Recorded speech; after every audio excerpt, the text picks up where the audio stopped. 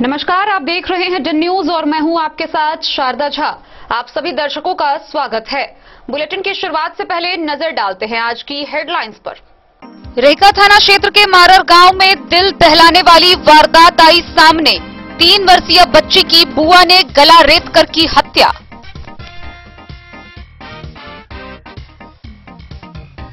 झंझारपुर में अररिया स्थित trauma centre के ऑक्सीजन गैस प्लांट का जल संसाधन मंत्री संजय झा ने किया उद्घाटन। पदभार ग्रहण करते ही भेजा थानाध्यक्ष अरविंद कुमार ने 5 अभियुक्त को किया गिरफ्तार। बासोपट्टी बाजार हुआ अतिक्रमण मुक्त। प्रशासन ने दल बल के साथ खाली कराया अतिक्रमण। बिस्फी थानाध्यक्ष के रूप में राजकुमार राय ने संभाला पदभार। निवर्तमान थानाध्यक्ष को दी गई सम्मान पूर्वक विदाई।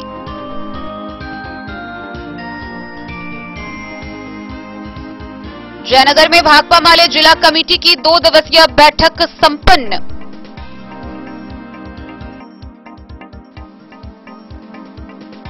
जयनगर प्रखंड के दुल्लीपट्टी पंचायत की मुखिया रूपम कुमारी को मधुबनी जिला मुखिया संघ के जिलाध्यक्ष बनाने के प्रस्ताव का लदनिया प्रखंड के सिद्धकला पंचायत के मुखिया अशोक मंडल ने किया समर्थन। मधुबनी में ट्रैफिक व्यवस्था चरमराई, जाम से नहीं मिल पा रहा निजात। मधुबनी में जल जमाव समस्या दूर करने के लिए तेजी से चल रहा है नाला निर्माण कार्य। जयनगर में अनुमंडल कार्यालय से लेकर प्रखंड सह अंचल कार्यालय तक कई सृजित पद हैं खाली। मधुबनी के सांसद डॉक्टर अशोक यादव ने कहा, मधुबनी खादी ग्रामोद्योग का पुनः होगा जीर्णोद्धार। कलवाही प्रखंड के हरिपुर बक्सी टोल में माता मनसा देवी मंदिर का मनाया गया शिलान्यास वर्षगांठ।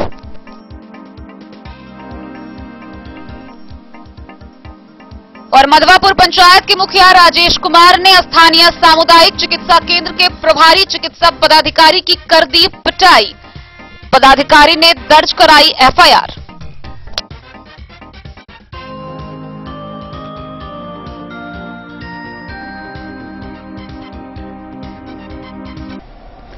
खबरें अब विस्तार से। रेखा थाना क्षेत्र के मारर गांव से एक दिल दहला देने वाली वारदात सामने आई है, जहां एक 3 वर्ष की बच्ची की गला रेत कर हत्या कर उसके शव को ट्रंक में रख दिया गया।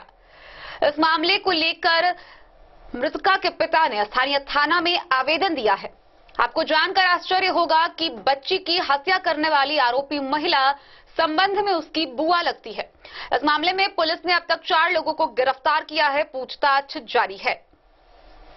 रेखा थाना क्षेत्र के मारर गांव में रविवार को 3 वर्षीय बच्ची की नृशंस हत्या कर शव को ट्रंक में छुपाकर रखने का सनसनीखेज मामला प्रकाश में आया है।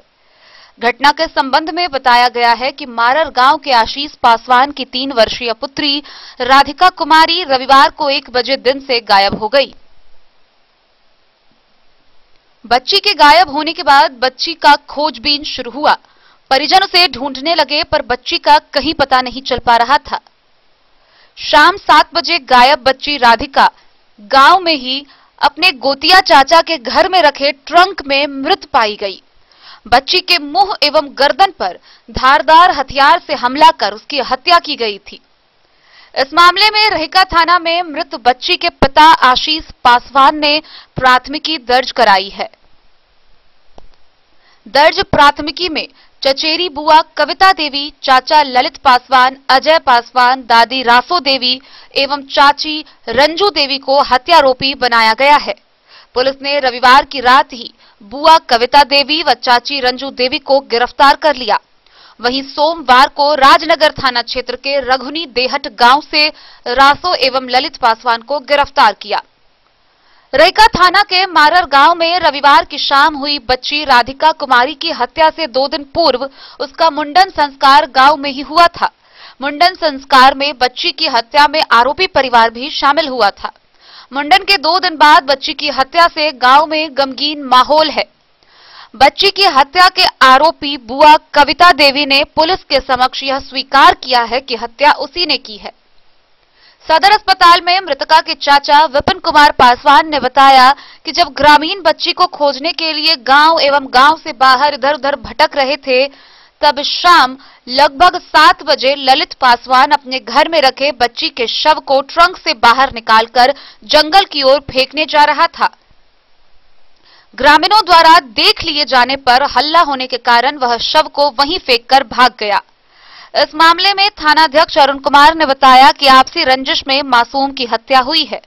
वहीं सदर डीएसपी राजीव कुमार ने बताया कि हत्या में संलिप्त आरोपी में 4 आरोपी को गिरफ्तार कर लिया गया है। शेष बचे एक अपराधी की गिरफ्तारी कर ली जाएगी।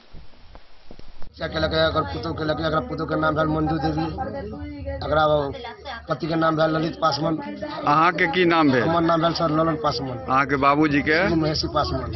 अहाँ के बच्चा के संगे ई घटना घटल है। जी सर। आ ई घटना के केलक है? ई घटना के लक सर बैसाखी पासवान के घर के आदमी सब मिलकर। मुख्य आदमी के छे? मुख्य आदमी का पुत्र पति। अच्छा। मंजू देवी। हाँ। पासवान का पति के नाम है। Bureau report Madhubani. झंझारपुर अनुमंडल क्षेत्र के अररिया संग्राम के NH 57 के किनारे बने नवनिर्मित ट्रॉमा सेंटर स्थित ऑक्सीजन गैस प्लांट का जल संसाधन मंत्री संजय झा ने उद्घाटन किया। उन्होंने बताया है कि इसके बन जाने से अब दुर्घटना के शिकार लोगों के लिए यह जीवनदायी साबित होगा। झंझारपुर अनुमंडल क्षेत्र के अररिया संग्राम NH 57 के किनारे बने नवनिर्मित ट्रॉमा सेंटर में स्थापित ऑक्सीजन गैस प्लांट का उद्घाटन रविवार को सूबे के जल संसाधन मंत्री संजय कुमार झा, जिलाधिकारी Amit Kumar, civil surgeon doctor Sunil Kumar Jha, SDM Shailesh Kumar Chaudhary एवं अन्य गणमान्य लोगों ने संयुक्त रूप से फीता काटकर किया। उद्घाटन कार्यक्रम को संबोधित करते हुए मंत्री संजय झा ने कहा कि 55 बेड वाले मुरली भेदी झा सामुदायिक स्वास्थ्य केंद्र सह ट्रॉमा सेंटर अस्पताल में सभी बेडों पर उद्घाटन के साथ ही ऑक्सीजन सेवा काम करने लगी है। उन्होंने कहा कि सभी बेडों को ऑक्सीजन सप्लाई पाइप से जोड़ दिया गया है। मंत्री ने कहा कि क्षेत्र के लिए यह ट्रॉमा सेंटर लाइफलाइन साबित होगा। उन्होंने बताया कि खासकर एक्सीडेंटल मामले में टाइमिंग सर्वोपरि होता है। ऐसे में कोई घायल व्यक्ति अस्पताल समय रहते नहीं पहुंच पाता। NH किनारे ट्रॉमा सेंटर के होने से लोग दूर से भी शीघ्र पहुंच सकते हैं, जिससे लोगों की जान समय रहते बच सकेगी। ऑक्सीजन सिलेंडर रिफिलिंग को लेकर सिविल सर्जन के अनुरोध पर मंत्री ने इसे प्राथमिकता के तौर पर लेते हुए कहा कि इस संबंध में पूरी जानकारी प्राप्त कर यह कार्य पूरा कर लिया जाएगा। गौरतलब है कि स्वास्थ्य विभाग द्वारा CHC सह ट्रॉमा सेंटर के लिए 73 पद की स्वीकृति दी गई है। वर्तमान में 6 चिकित्सक एवं 8 GNM को प्रतिनियुक्त किया गया है। फिलहाल चिकित्सा व्यवस्था की कमान ये चिकित्सक एवं GNM को थमा दी गई है। इधर सिविल सर्जन ने बताया कि स्वीकृत बल के अनुरूप चिकित्सक व स्वास्थ्य कर्मियों की नियुक्ति के लिए विभाग को पत्र के माध्यम से सूचित किया गया है। उन्होंने कहा कि इन केंद्रों में स्वास्थ्य सेवा को बेहतर बनाने के लिए जो भी कमी है उसे वह जल्द पूरा करने का प्रयास करेंगे। गौरतलब है कि CHC सह ट्रॉमा सेंटर में स्वास्थ्य विभाग द्वारा जनरल सर्जन विशेषज्ञ चिकित्सक, ऑर्थोपेडिक सर्जन एवं मुछर्रक विशेषज्ञ के 2-2 पद, इमरजेंसी चिकित्सा पदाधिकारी के 6, स्टाफ नर्स ग्रेड A के 25, रेडियोग्राफर के 4, ऑटो टेक्नीशियन के 5, लैब टेक्नीशियन 2, LDC के 12 व नर्सिंग अटेंडेंट पुरुष महिला के 13 कुल 73 पदों की स्वीकृति नवनिर्मित ट्रॉमा सेंटर अररिया संग्राम के लिए मिल चुकी है। चर्चा इसलिए कर रहा हूं कि लोगों को इनकरेजमेंट भी मिले, सामाजिक काम में आगे बढ़ चढ़ के आना चाहिए। पहले तो लोग कितना हॉस्पिटल और धर्मशाला स्कूल में जमीन दान देते थे, पुराना जितना स्कूल देखिएगा लोग देते ही थे ना भाई। तो और ये ट्रॉमा सेंटर बनके तैयार है। आज हम लोगों ने ऑक्सीजन प्लांट का उद्घाटन किया है। अब यहाँ ऑक्सीजन प्लांट का उद्घाटन के बाद यहाँ के 55 बेड पे डायरेक्ट ऑक्सीजन का सप्लाई बेड पे अवेलेबल हो जाएगा। पीछे मुख्यमंत्री जी भी आए थे मधुबनी में, आपको पता है, और इस ट्रॉमा सेंटर को भी देख के गए। यहाँ 73 डॉक्टर का पोस्ट सैंक्शन हो गया, कैबिनेट ने पास कर दिया है और जल्दी ही इस पर बहाली हो जाएगा। जो यहाँ उपकरण चाहिए तो वो सब भी जो जिला प्रशासन के तरफ से भेज दिया गया है। स्वास्थ्य विभाग को और जल्दी ही वो प्रोक्योरमेंट हो जाएगा। एक बड़ी बात यह है कि इस हाईवे पर दरभंगा तक या इधर सुपौल तक कोई भी ट्रॉमा सेंटर नहीं है और एक्सीडेंट के काल में सबसे इंपॉर्टेंट होता है कि इमीडिएटली मेडिकल सुविधा मिलना। सब चाहता है कि अगर हाईवे पे ही ये सुविधा हो जाए तो ये सुविधा युक्त हो जाएगा। अभी हमारे साथ डीएम साहब भी मधुबनी के बैठे हुए हैं, यही बात हुई कि जैसे ही ये इंफ्रास्ट्रक्चर बन जाता है, इक्विपमेंट आ जाता है, यहाँ पर डॉक्टर अभी तो टेम्पररी काम चल रहा है लेकिन डॉक्टर की बहाली हो जाती है।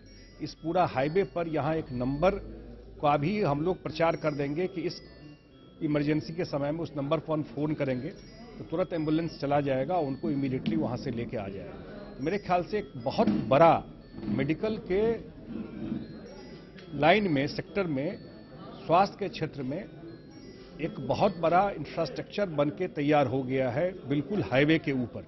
और आने वाले समय में इस पूरे क्षेत्र के लोगों को कम से कम इमरजेंसी के समय में अगर एक्सीडेंट होता है, नॉर्मल इलाज भी रहेगा लेकिन इमरजेंसी के लिए आपको होता है, आप कोई कहे आप इमरजेंसी में डीएमसीएच जाइए या झंझारपुर में मेडिकल कॉलेज बन रहा है, समय लगे ना जाने में, ट्रैफिक कितना रहता है, कितनी दिक्कत होती है, लेकिन हाईवे पे तो समस्या नहीं रहेगी बन जाने से। इससे बहुत सुविधा मिल जाएगी।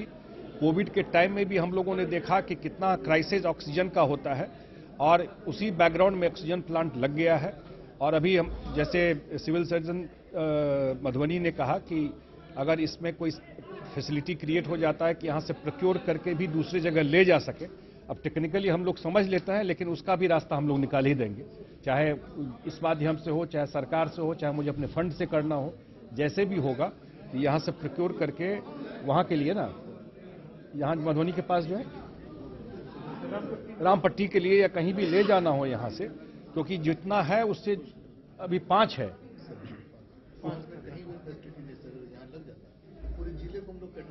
यहाँ से हाँ, तो यहाँ हम लोग फैसिलिटी क्रिएट कर देंगे यहाँ भी, और इस मधुबनी जिला को ऑक्सीजन सप्लाई का जितना जरूरत होगा यहीं से उनको ये फैसिलिटी मिल जाएगी। यही था। हाँ ठीक है, तो यही है मिल। नहीं, डॉक्टर तो अभी है ही यहाँ पर, अभी तो कुछ डॉक्टर दिए ही हुए हैं कॉन्ट्रैक्ट पे, अब फिर परमानेंट वाले। झंझारपुर से सरफराज सिद्दीकी की रिपोर्ट।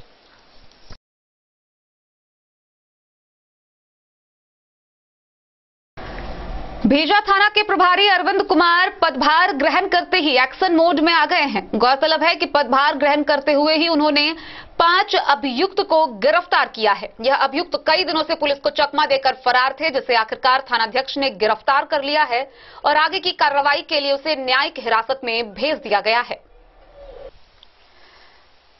भेजा थाना प्रभारी अरविंद कुमार थाना का चार्ज संभालते ही 5 अभियुक्त को गिरफ्तार कर न्यायिक हिरासत में भेज दिया है। भेजा गांव निवासी रोशन यादव, सुमरीत, पुलकित एवं बुचाई यादव चारों वारंटी पुलिस की नजरों से बचकर निकल जाते थे, मगर नए थाना प्रभारी ने सभी को एक साथ ही गिरफ्तार करने में कामयाबी हासिल कर ली। जबकि भेजा थाना क्षेत्र के ललवारी गांव निवासी उपेंद्र यादव को भी अन्य कांड में अभियुक्त होने के कारण गिरफ्तार किया गया है। 5 अभियुक्त को गिरफ्तार कर न्यायिक हिरासत में भेज दिया गया है। मधेपुर से नूर मोहम्मद कासमी की रिपोर्ट। सोमवार को बासोपट्टी बाजार में प्रशासन ने एक विशेष अभियान चलाकर बाजार को अतिक्रमण मुक्त कराया। गौरतलब है कि बासोपट्टी बाजार कई महीनों से अतिक्रमित था, जिसके कारण आम लोगों को काफी मुश्किलों का सामना करना पड़ता था। प्रशासन ने इसको गंभीरता से लेते हुए अतिक्रमण खाली करवाया। बासोपट्टी बाजार में प्रशासन ने सोमवार को एक विशेष अभियान चलाकर सड़क किनारे अतिक्रमण खाली कराया। गौरतलब है कि बासोपट्टी बाजार में सड़क किनारे अतिक्रमण के कारण काफी दिक्कत का सामना लोगों को करना पड़ रहा था। कई बार स्थानीय लोगों ने अधिकारी से गुहार लगाई। प्रशासन ने मामले को गंभीरता से लेते हुए बाजार में कई बार ध्वनि विस्तारक यंत्र के माध्यम से भी प्रचार प्रसार किया, जिसके बावजूद अतिक्रमण खाली नहीं हुआ, जिस पर प्रशासन ने गंभीरता से लेते हुए जेसीबी से कई जगहों पर जबरन अतिक्रमण खाली कराया है। बाजार में सोमवार को दिन भर प्रशासन काफी मुस्तैद होकर लोगों से अपील के साथ अभियान चलाया। गौरतलब है कि कई दिनों से बासोपट्टी बाजार में सरकारी नाले पर अतिक्रमण से बाजार में जल जमाव की समस्या उत्पन्न हो रही थी। इस समस्या को दूर करने के लिए सीओ हर्ष हरी, थानाध्यक्ष अरविंद कुमार सहित कई अधिकारी व पुलिस बल शामिल हुए। कई घंटों तक प्रशासन ने अभियान चलाकर सड़क अतिक्रमण को खाली करवाया। प्रशासन की ओर से कई बार बाजार के दुकानदारों से स्वयं अतिक्रमण खाली करने का अपील किया गया था, बावजूद स्थानीय दुकानदारों ने जबरन मुख्य सड़क तक कब्जा किया हुआ था, जिससे वाहन चालक समेत आम लोगों को परेशानी हो रही थी। प्रशासन ने कई बार अपील करने के बाद कई घंटों तक मुहिम चलाया।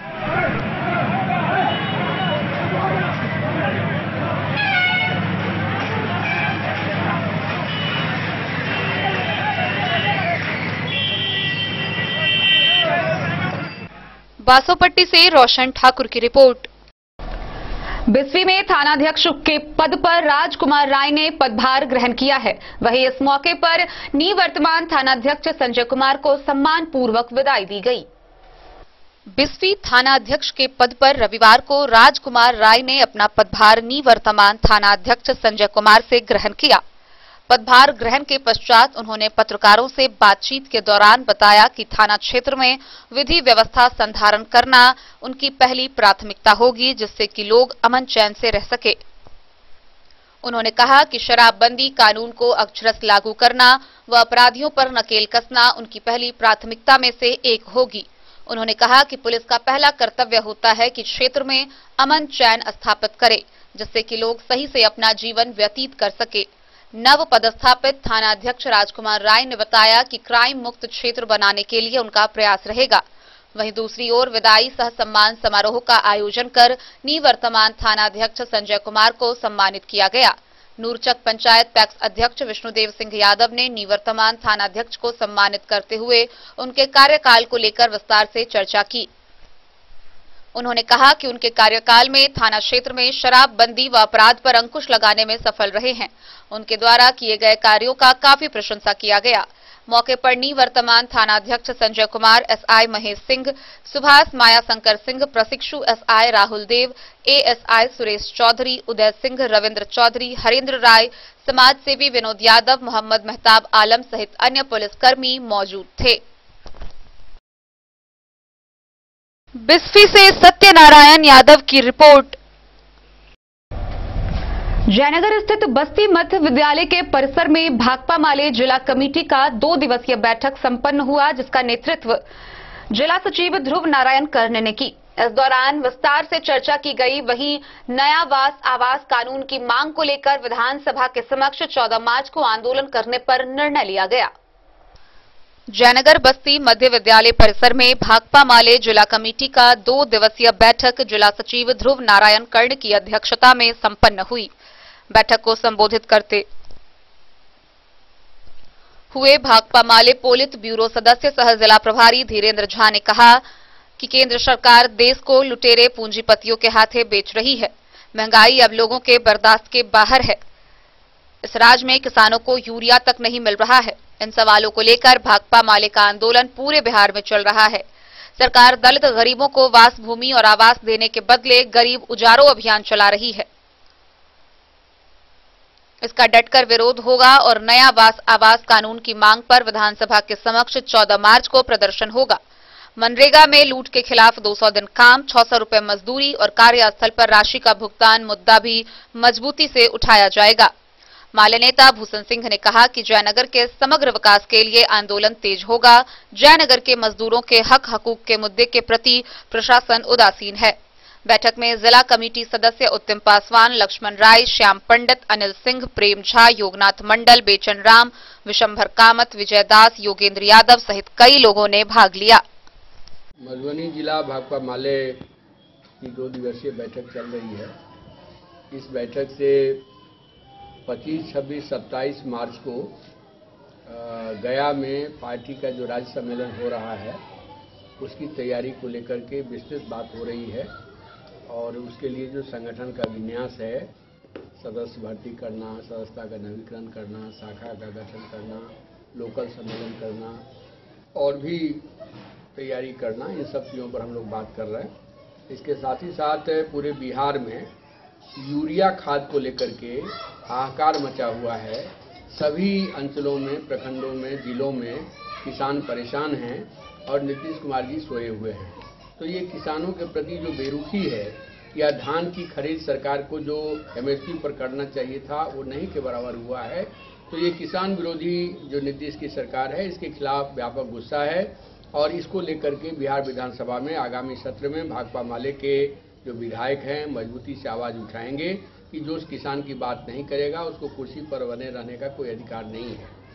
14 मार्च को गरीबों को उजाड़ने का खेल पूरे बिहार में जो चल रहा है, तो गरीबों को उजाड़ने के खिलाफ गरीबों को बास आवास दिया जाए और इसके लिए नया बास आवास कानून बने और मनरेगा में 200 दिन काम, 600 रुपया मजदूरी और कार्यस्थल पर भुगतान, इन प्रश्नों को लेकर के बिहार विधानसभा के सामने अखिल भारतीय खेत एवं ग्रामीण मजदूर सभा और मनरेगा मजदूर सभा की ओर से संयुक्त प्रदर्शन बिहार विधानसभा के सामने होगा। और 7 मार्च को बिहार में रेलवे भर्ती में जो सरकार की ओर से बद इंतजामी है उसको लेकर के बड़ा आंदोलन हुआ है।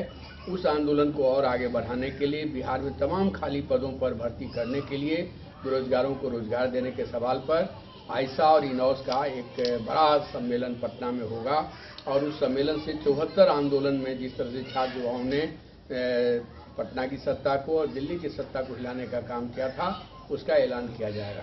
साथ ही साथ 17 फरवरी से पूरे बिहार में आशा कार्यकर्ताओं की अनिश्चितकालीन हड़ताल होने जा रही है।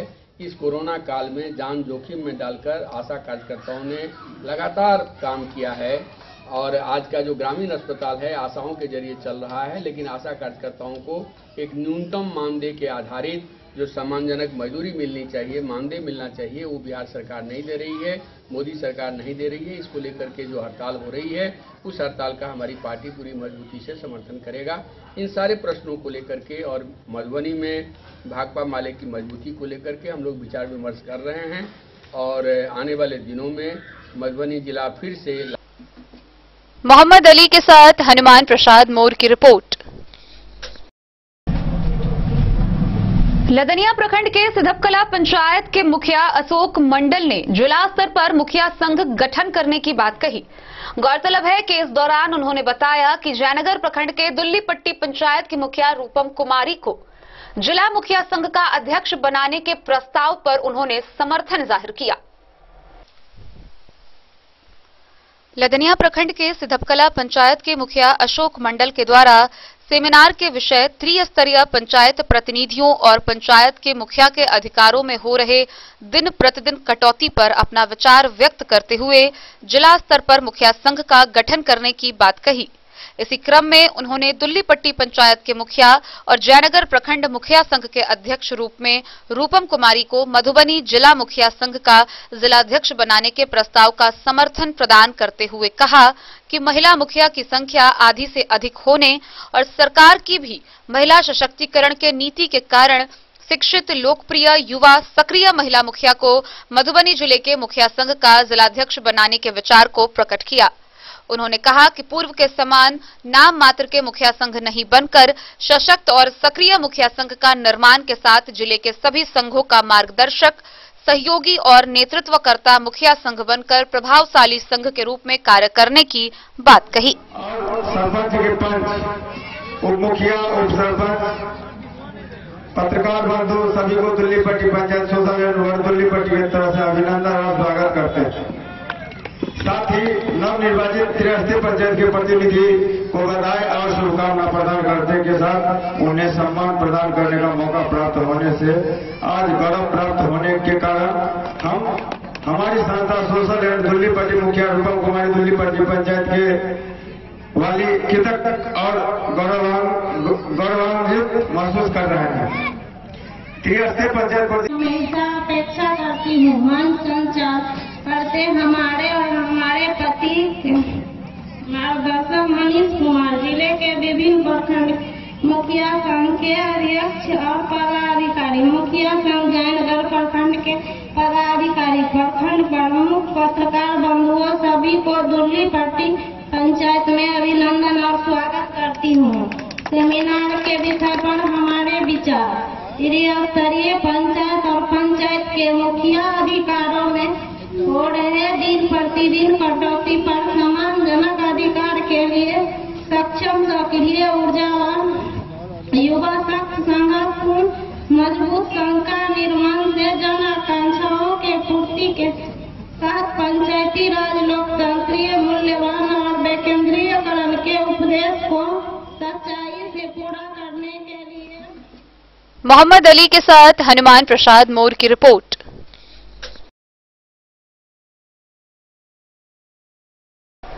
खबरों का सिलसिला जारी रहेगा। जल्द ही लौटेंगे एक छोटे से ब्रेक के बाद। आप बने रहिए हमारे साथ। मैं काजोल पुरवे, मधुबनी नगर निगम में डिप्टी मेयर की भावी उम्मीदवार, आप सभी को गणतंत्र दिवस और वसंत पंचमी की हार्दिक शुभकामनाएं देती हूँ। मधुबनी में नगर निगम की सेवा के लिए तैयार हूँ और आपका आशीर्वाद चाहती हूँ। नगर को जाम की समस्या से निदान दिलाऊंगी। ग्रीन मधुबनी, क्लीन मधुबनी पे काम करूंगी। नगर को आवारा पशुओं से मुक्त कराऊंगी। नगर को अतिक्रमण मुक्त कराऊंगी। न्याय के साथ विकास करूंगी। मेरे घर में पूर्व से ही हमारे पति और जेठ जी समाज सेवा में लगे रहते हैं। हमारी जेठानी अपने वार्ड की सेवा वर्षों से करती आ रही है।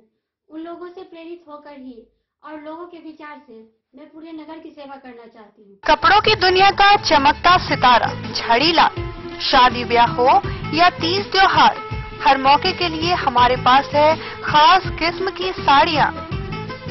जरदोजी कामदार साड़ियों से लेकर डिजाइनर साड़ियों की एक से बढ़कर एक वैरायटीज, हर कलर व पैटर्न की साड़ियों का खजाना झड़ीलाल। इतना ही नहीं, अच्छी क्वालिटी व नामी कंपनियों के शर्ट पैंट के कपड़े भी हमारे यहाँ उपलब्ध हैं। कुर्ता पैजामा का कपड़ा हो या शर्ट पैंट का कपड़ा या फिर डिजाइनर सलवार सूट की हो डिमांड, हम करते हैं पूरी आपकी हर मांग। अगर आप अपनी पर्सनैलिटी में लगाना चाहते हैं चार चांद, तो एक बार सेवा का मौका अवश्य दें। झड़ीलाल, हमारा पता है बड़ा बाजार एवं महिला कॉलेज रोड, मधुबनी। सत्यम कलेक्शन रेडीमेड एवं साड़ी शोरूम, जहां आप पाएंगे किलर, मुफ्ती, ब्लैकबेरी समेत विभिन्न ब्रांड के shirt, coat, pant, blazer, sherwani और बच्चों के रेडीमेड कपड़े। डबल फ्लोर का शोरूम, जहां आपको मिलेगा रेडीमेड वस्त्रों का अनोखा संगम। साथ ही आप पाएंगे सुभाष, लक्ष्मीपति, अनुश्री, जगदम्बा की फैंसी साड़ी, कामदार साड़ी और बनारसी साड़ी भी। तो आज ही पधारें। उचित दाम, मधुर व्यवहार और नंबर 1 कपड़ों के लिए सत्यम कलेक्शन। पता याद रखें, सत्यम कलेक्शन रेडीमेड एवं साड़ी शोरूम, बाटा चौक से पूरब, मधुबनी। बेहतरीन साड़ियों एवं रेडीमेड कपड़ों का अनूठा संगम, बॉम्बे फैशन।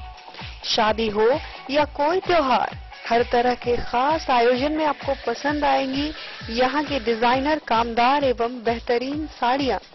यानी अगर आप चाहते हैं सभी प्रकार की कामदार, फैंसी, बनारसी, प्योर सिल्क, सूती साड़ियाँ, सलवार सूट और लहंगा चुन्नी, तो सोचने की जरूरत नहीं, आए बॉम्बे फैशन। हम रखते हैं आपकी पसंद का ख्याल। शर्टिंग, सूटिंग एवं ब्रांडेड रेडीमेड कपड़े भी मिलेंगे आपको उचित मूल्य पर।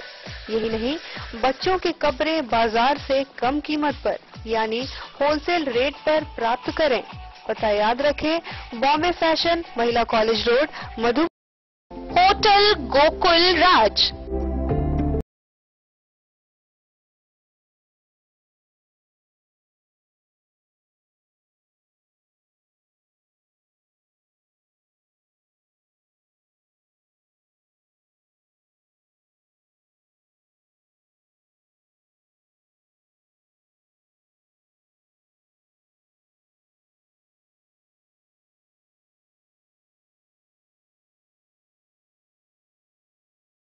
हार से दूर, शांति और सुकून से भरे वातावरण में मधुबनी शहर के लहरियागंज वार्ड नंबर 1 में पूरे मिथिलांचल क्षेत्र का सबसे भव्य होटल, होटल गोकुल राज। 4 मंजिला इमारत की इस होटल में है 4 बड़े बड़े बैंकेट हॉल, रिंग सेरेमनी, शादी, मीटिंग या पार्टी, हर एक आयोजन के लिए अलग से हॉल की व्यवस्था। रेस्टोरेंट की व्यवस्था, जहां एक से बढ़कर एक लजीज व्यंजनों का मिलेगा संगम और रहने का उचित प्रबंध। Suite room, AC room, non AC room से सुसज्जित होटल, जहां लिफ्ट की भी है व्यवस्था, पार्किंग का पूरा इंतजाम। तो आइए और जिंदगी में खुशियों से भरी यादें शामिल करिए। होटल गोकुल राज मधुबनी में आप लोगों का स्वागत है। होटल गोकुल राज, लहरियागंज, वार्ड नंबर 1, मधुबनी। कारक कलर्स, मेसर्स विश्वनाथ कारक, लोहापट्टी, मधुबनी। यहाँ उपलब्ध है Sakarni wall guard, white cement polymer base wall putty, दीवारों और प्लास्टर को पकड़ी जकड़ के सकरनी प्लास्टर बॉन्ड, अद्वितीय उत्पाद जिसे जर्मन टेक्नोलॉजी के सहायता से किया गया है तैयार। किसी प्रकार के हैकिंग की आवश्यकता नहीं। सतह के साथ डुअल बॉन्डिंग, ज्यादा कवरेज, प्रयोग के बाद रंगीन होने के कारण प्रयोग किए हुए सतह का पता चलता है। पानी और नमी को रोकने की क्षमता रखता है। समय कम लगता है, यानी पैसे की बचत। कंस्ट्रक्शन स्ट्रक्चर को कोई नुकसान नहीं। सामान्य तापमान में 9 महीने तक बंद पैकिंग में ठीक रहता है। 5, 10 और 20 किलो पैकिंग में उपलब्ध। Sakarni wall guard, white cement polymer base wall putty, Karak colours, messrs Vishwanath Karak. Madhubani शहर में ट्रैफिक व्यवस्था पूरी तरह से चरमराई हुई है। शहर के लोगों को कभी भी जाम से निजात नहीं मिल पाता है। बहरहाल शहरी लोगों को जिला प्रशासन से यह उम्मीद है कि जल्द ही ट्रैफिक व्यवस्था सुदृढ़ की जाएगी। मधुबनी की ट्रैफिक व्यवस्था पूरी तरह से चरमराई हुई है। लोगों को जाम से बिल्कुल ही निजात नहीं मिल पा रहा है। बराबर जाम लगने का एक तरह से मधुबनी शहर में अभ्यास बनता दिख रहा है। मधुबनी शहर में जरूरी काम से भी निकलना आम जनों के लिए मुश्किल हो गया है। जिला प्रशासन से आम जनता ने उम्मीद जताया है कि मधुबनी प्रशासन शीघ्र पहल कर जाम से निजात दिलाएगी। बोलिए, कब से जाम लगा हुआ है? 20 मिनट से जाम लगा हुआ है। आने जाने में परेशानी भी होती है क्या? बहुत परेशानी हो रहा है। जब ट्रैक्टर आ जाता है ना तो। मधुबनी से फिरोज आलम की रिपोर्ट। मधुबनी में जो तेजी से नाला निर्माण का कार्य चल रहा है, मधुबनी वासियों को इस बात की उम्मीद है कि इस अगले बरसात के माह में शायद इस बार मधुबनी शहर के वासियों को जल जमाव की समस्या नहीं झेलनी पड़े।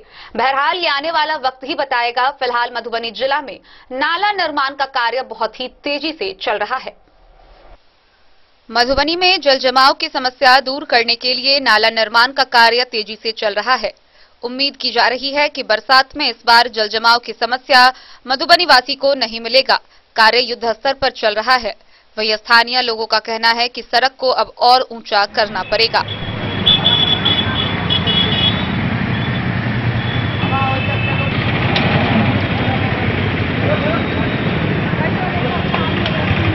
होगा सर, नाला बनने के बाद क्या सब सुविधा उपलब्ध होगा अपने यहाँ?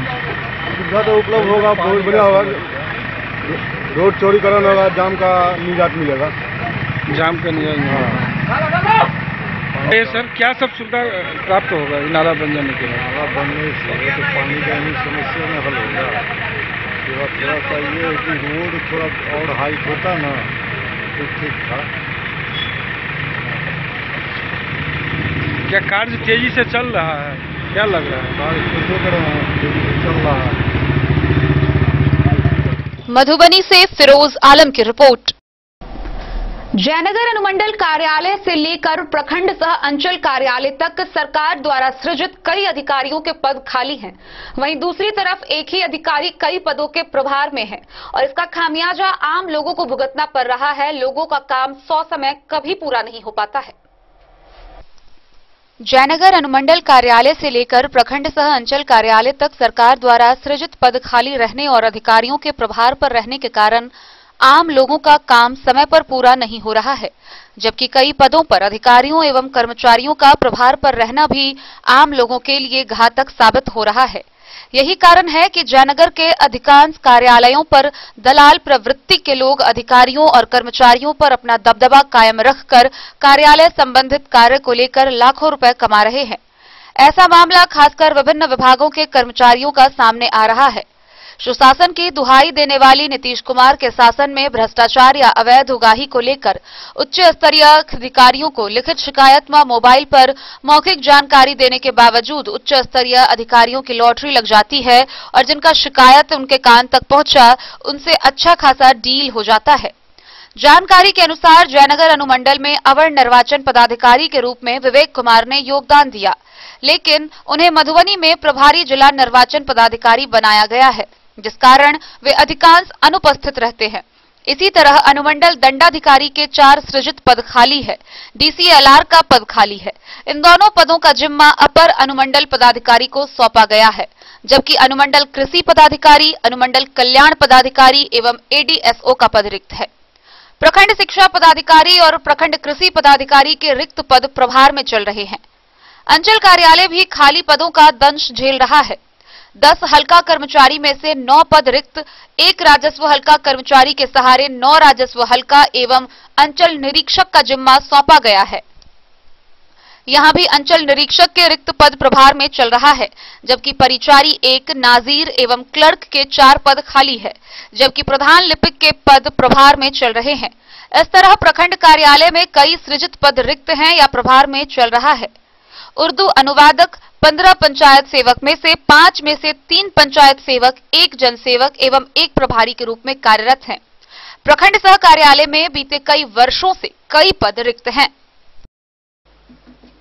मोहम्मद अली के साथ हनुमान प्रसाद मोर की रिपोर्ट। मधुबनी स्थित खादी ग्रामोद्योग में खादी के बदौलत सैकड़ों लोगों को रोजगार मिला हुआ था। खादी मधुबनी का देश और दुनिया में प्रसिद्ध था, लेकिन समय रहते यह बदलते गया। बहरहाल इस मामले को लेकर मधुबनी के सांसद डॉक्टर अशोक यादव ने कहा है कि पुनः मधुबनी खादी ग्रामोद्योग का जीर्णोद्धार किया जाएगा। मधुबनी का खादी देश और दुनिया में प्रसिद्ध था। मधुबनी खादी ग्रामोद्योग में सैकड़ों आदमी को रोजगार मिला हुआ था, लेकिन खादी के बदौलत आज यहाँ की विरासत समाप्त होते हुए दिख रही है।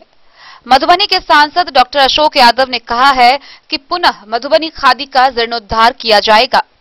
इसको लेकर उन्होंने बताया कि उद्योग मंत्री शहनवाज हुसैन से भी बात हुई है, जल्द ही इस पर कार्य शुरू कर दिया जाएगा। अतिक्रमण भी शायद होता होगा, तो एक तो उसका अतिक्रमण मुक्त हो, और वहाँ पर मैंने प्रस्ताव रखा है कि आप एक भागलपुर या पटना खादी मॉल जो मनाने जा रहे हैं बिहार सरकार के द्वारा, एक मधुबनी में भी खादी मॉल का निर्माण हो, ऐसा हम प्रयास में लगे हुए हैं। और माननीय मंत्री से जो हमारी बात हुई बहुत ही सकारात्मक बात है।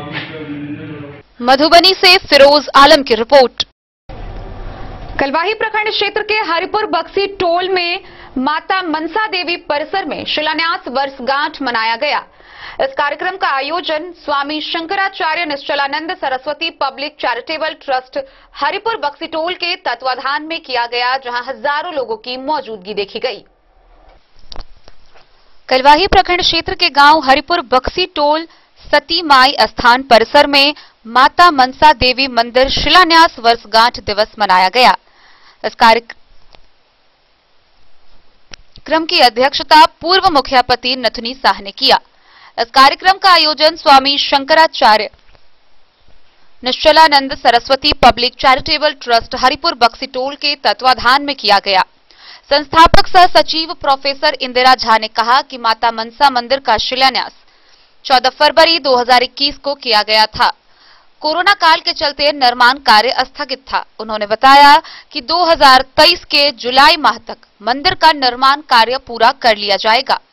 अशोक कुमार सिंह ने बताया कि पूरी पीठाधीश्वर शंकराचार्य स्वामी निश्चलानंद सरस्वती के पैतृक गांव मधुबनी जिला के प्रखंड कलवाही पंचायत हरिपुर दक्षिणी के गांव बक्सी टोल में सती माई स्थान के प्रांगण में बिसहारा भगवती की मूर्ति स्वरूपा मनसा देवी का मंदिर बनाने का निर्णय लिया गया है।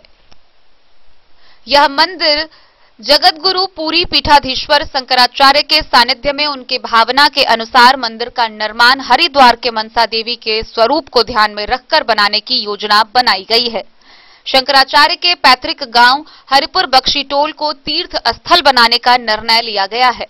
माता मनसा मंदिर निर्माण के लिए आर्किटेक्ट इंजीनियर सुमित कुमार दरभंगा निवासी एवं प्रभास चंद्र झा के द्वारा मंदिर बनाने के लिए कार्य किया जा रहा है।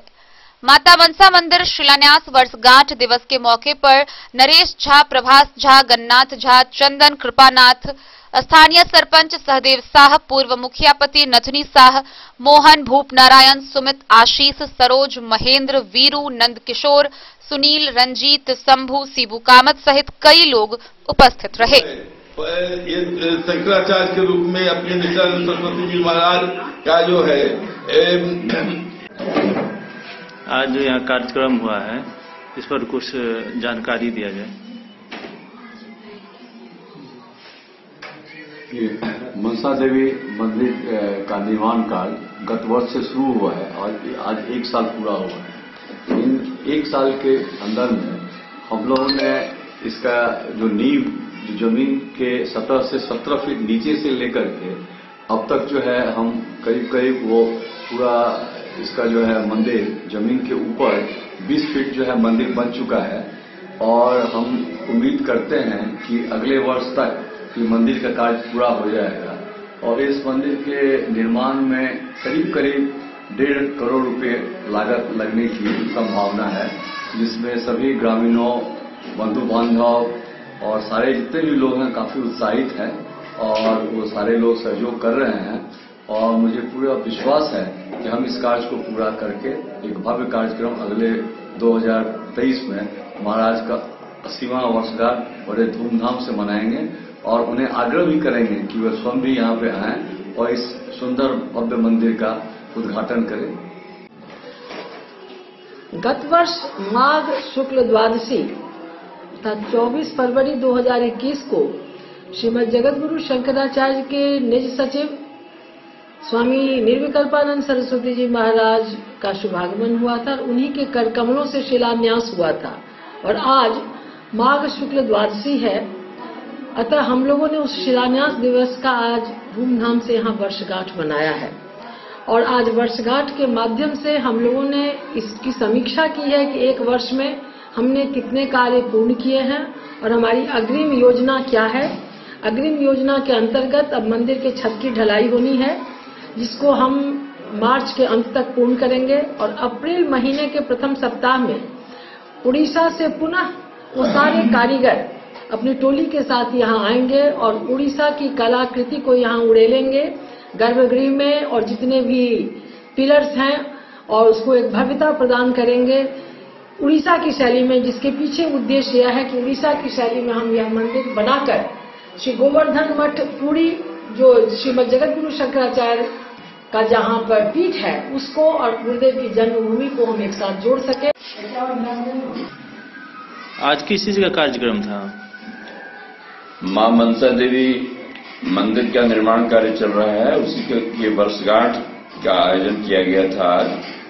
यह कार्यक्रम भगवत पाद शंकराचार्य स्वामी नित्यानंद सरस्वती जी की जन्मभूमि हरिपुर बक्सी टोल दक्षिण पंचायत के मां मनसा देवी परिसर में आयोजित किया गया। इस बैठक में किस चीज पर विचार विमर्श हुआ है?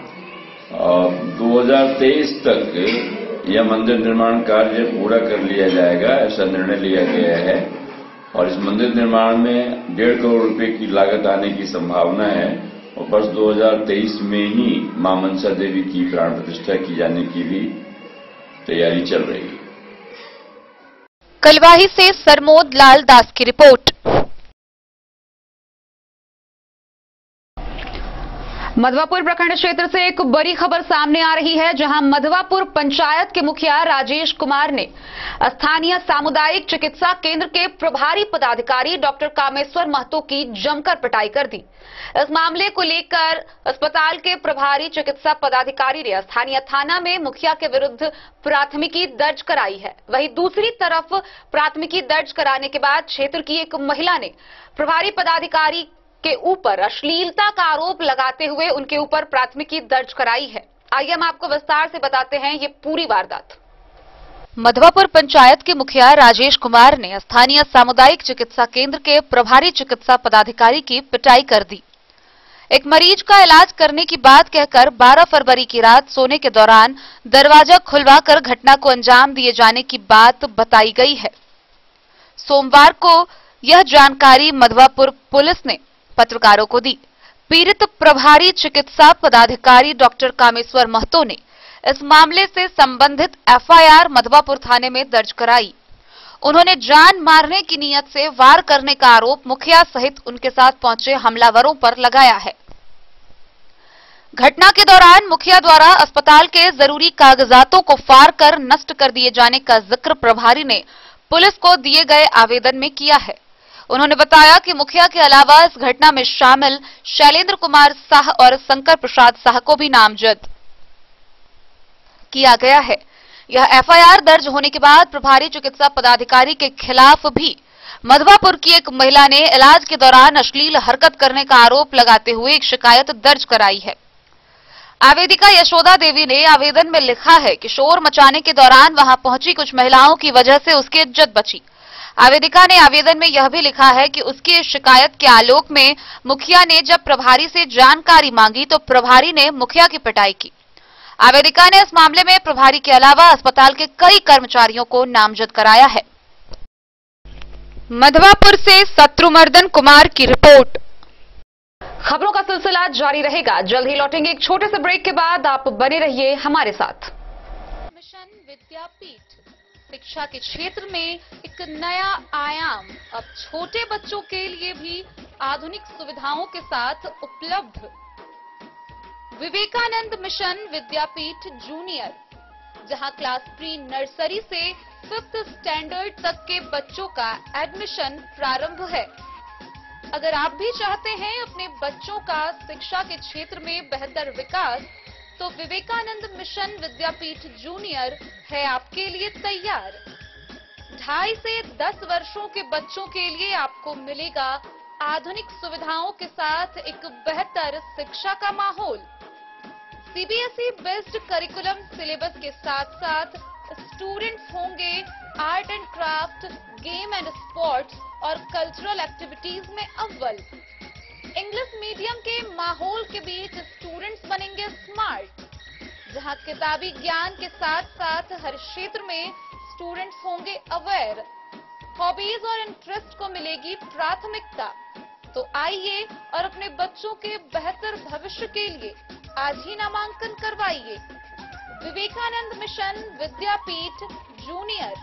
हमारा पता है तिरहुत कॉलोनी, नगर परिषद main road, ward number 21, Madhubani. Ayurveda अपनाएं, निरोगी जीवन पाएं। आईएमसी के आयुर्वेदिक प्रोडक्ट अब आपके शहर मधुबनी में भी उपलब्ध है। स्वस्थ और निरोगी जीवन के लिए स्वदेशी आयुर्वेदिक प्रोडक्ट। वर्षों से करोड़ों ग्राहक का विश्वसनीय आईएमसी लेकर आया है आपके लाभ और सुविधा के लिए विभिन्न आयुर्वेदिक औषधि। कब्ज हो या पेट दर्द, बालों का झरना हो या वजन का घटना, डायबिटीज की समस्या हो या फिर परेशान कर रहा हो लो या हाई ब्लड प्रेशर, जोड़ों के दर्द से लेकर आंखों की रोशनी बढ़ाने में कारगर है विभिन्न औषधि। साइड इफेक्ट की चिंता नहीं, स्वस्थ जीवन की पूरी गारंटी। IMC Ayurvedic product. तो करोड़ों भारतीयों के विश्वास को आप भी अपनाएं और जीवन को निरोग बनाएं। पता याद रखें, संजीत ट्रेडर्स, चभच्चा। बिस्फी प्रखंड में पतौनापी क्षेत्र के मुरलियाचक काली स्थान चौक पर एक पान की दुकान से पुलिस ने गुप्त सूचना के आधार पर छापेमारी करते हुए 23 बोतल नेपाली शराब बरामद किया है। इस मामले में तस्कर दुकानदार को भी गिरफ्तार कर लिया गया है, जिसे आगे की कार्रवाई के लिए न्यायिक हिरासत में भेज दिया गया है। बिस्फी प्रखंड के पतौना ओपी क्षेत्र के मुरलियाचक काली स्थान चौक पर एक पान की दुकान में गुप्त सूचना के आधार पर छापेमारी कर पुलिस ने 23 बोतल नेपाली देशी शराब के बरामद किए, साथ ही दुकानदार को भी गिरफ्तार कर लिया।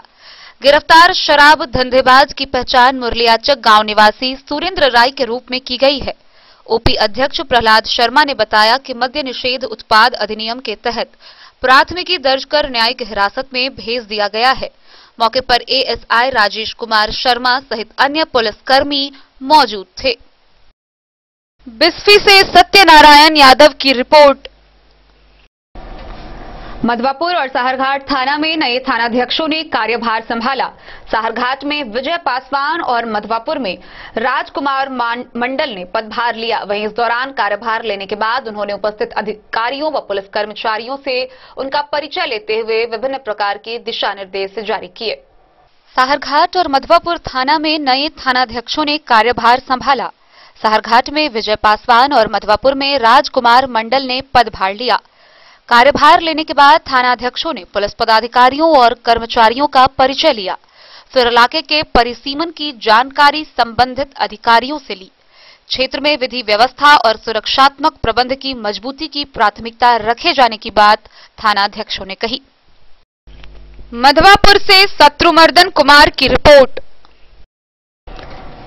सोमवार को जिला किसान कांग्रेस मधुबनी द्वारा प्रतिरोध मार्च निकाला गया और इस दौरान मुख्यमंत्री नीतीश कुमार का पुतला दहन किया गया। गौरतलब है कि धान अधिप्राप्ति का लक्ष्य घटाने को लेकर किसान कांग्रेस कमेटी में आक्रोश व्याप्त है। उनका कहना है कि अगर जल्द ही इन मामलों का निपटारा नहीं किया गया तो आगामी दिनों में समाहरणालय के समक्ष जोरदार प्रदर्शन किया जाएगा। मधुबनी सहित बिहार के 7 जिलों में धान अधिप्राप्ति के लक्ष्य को घटा दिया गया, जबकि अकेले नालंदा जिले के धान अधिप्राप्ति के लक्ष्य को बढ़ा दिया गया है। पैक्स अध्यक्ष अपने परिवार और निकटस्थ संबंधियों के नाम पर धान अधिप्राप्ति दिखाकर राशि का बंदर बाट कर लिए और किसान टकटकी लगाए बैठे रहे। इन मुद्दों के खिलाफ सोमवार को जिला किसान कांग्रेस मधुबनी द्वारा प्रतिरोध मार्च निकाला गया और कचहरी मोड़ पर सूबे के मुख्यमंत्री का पुतला दहन किया गया। इस मौके पर एक सभा का आयोजन किया गया, जिसकी अध्यक्षता जिला किसान कांग्रेस के अध्यक्ष अशोक कुमार ने किया। सभा को संबोधित करते हुए बिहार किसान कांग्रेस उत्तर बिहार के चेयरमैन हिमांशु कुमार ने कहा कि 7 जिलों में धान अधिप्राप्ति के लक्ष्य को घटाना और सिर्फ नालंदा जिले के लक्ष्य को बढ़ाना मुख्यमंत्री के नियत पर प्रश्न चिन्ह लगाता है। सिपाही भर्ती, दरोगा भर्ती के बाद धान खरीदी में भी सिर्फ नालंदा को तरजीह देना शुभ संकेत नहीं है। किसानों की हकमारी के खिलाफ किसान कांग्रेस आंदोलन तेज करेगी।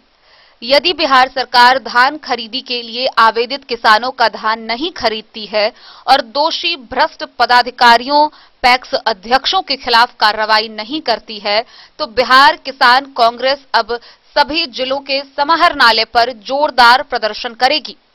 कार्यक्रम में प्रदेश उपाध्यक्ष पंकज कुमार झा, कांग्रेस महासचिव विजय कुमार झा भोला, पूर्व सचिव बिहार कांग्रेस अमानुल्लाह खान, मोहम्मद जैदी, नेता मोहम्मद शाबीर, ओम प्रकाश सिंह, अकील अंजुम, श्याम कुमार यादव, महेश दास, ब्रह्मदेव प्रसाद, रामप्रीत राउत, मनीष कुमार, पप्पू यादव, संजय झा, किरानी झा, अनिल झा सहित सैकड़ों किसान शामिल थे।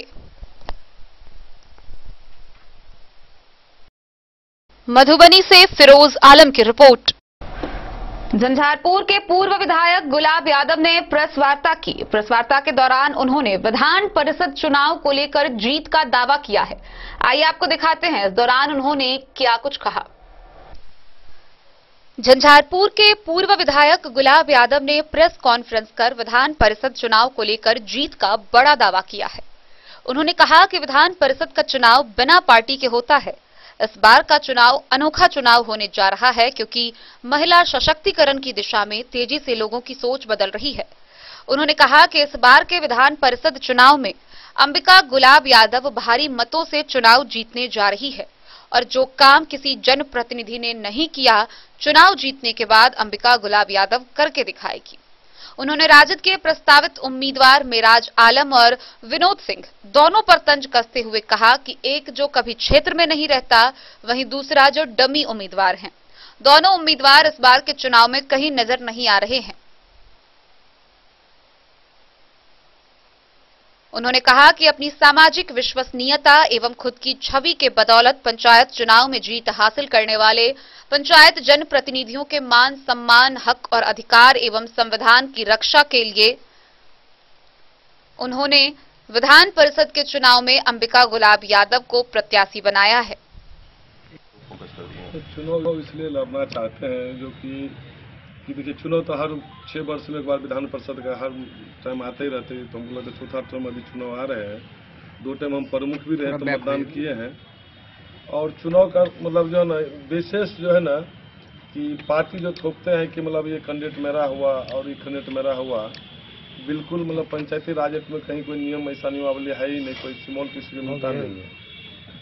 और बेहतरीन जनता जो जनप्रतिनिधि है उसको आज तक जो मतलब विधान परिषद चुन कर गए हैं, आज तक उन लोगों को सम्मान नहीं मिला। और इस बार सब आदमी ने मन बना लिया है कि निर्दलीय प्रशासक का वोट देके भेजेंगे और जनप्रतिनिधि के समान काम करेंगे। विधान परिषद में उनकी आवाज उठाएंगे, उनके हक की लड़ाई हम लोग लड़ने का काम। मधुबनी से फिरोज आलम की रिपोर्ट। सोमवार को मधवापुर प्रखंड के बसबरिया स्थित सृजन कैंपस में वैलेंटाइन डे के अवसर पर बच्चों ने माता पिता पद पूजन दिवस मनाया। इस दौरान बच्चों ने माता पिता के साथ साथ अपने शिक्षकों के प्रति भी पूज्य भावना कर सम्मान जताया। बसवरिया में वैलेंटाइन डे को बच्चों ने माता पिता पद पूजन दिवस के रूप में सोमवार को मनाया। इस मौके पर बच्चों ने माता पिता के साथ अपने शिक्षकों की भी पूजा कर उनके प्रति सम्मान का भाव जताया। सृजन कैंपस में आयोजित समारोह को संबोधित करते हुए शिक्षक कृष्ण कुमार ने मातृदेवो भव, पितृदेवो भव, आचार्य देवो भव और अतिथि देवो भव के शास्त्रीय लेख की चर्चा की। उन्होंने माता पिता, शिक्षक और अतिथियों को देवता के समान स्थान देकर उनके प्रति आदर का भाव रखने के लिए बच्चों को प्रेरित किया। कार्यक्रम के दौरान संगीत के माध्यम से श्रेष्ठों की सेवा और सम्मान करने की भावना बच्चों में जगाई गई। शिक्षकों ने वैलेंटाइन डे पाश्चात्य संस्कृति की उपज विषय पर विस्तार से चर्चा की। वक्ताओं ने इस तिथि को अपने देश की संस्कृति के आधार पर मनाने की अपील लोगों से की। मधवापुर से शत्रुमर्दन कुमार की रिपोर्ट। तो आज के इस बुलेटिन में फिलहाल इतना ही। कल फिर हाजिर होंगे नए खबरों के साथ। तब तक दीजिए पूरी टीम को इजाजत और मधुबनी की हर छोटी बड़ी खबरों के लिए देखते रहिए डन न्यूज। नमस्कार।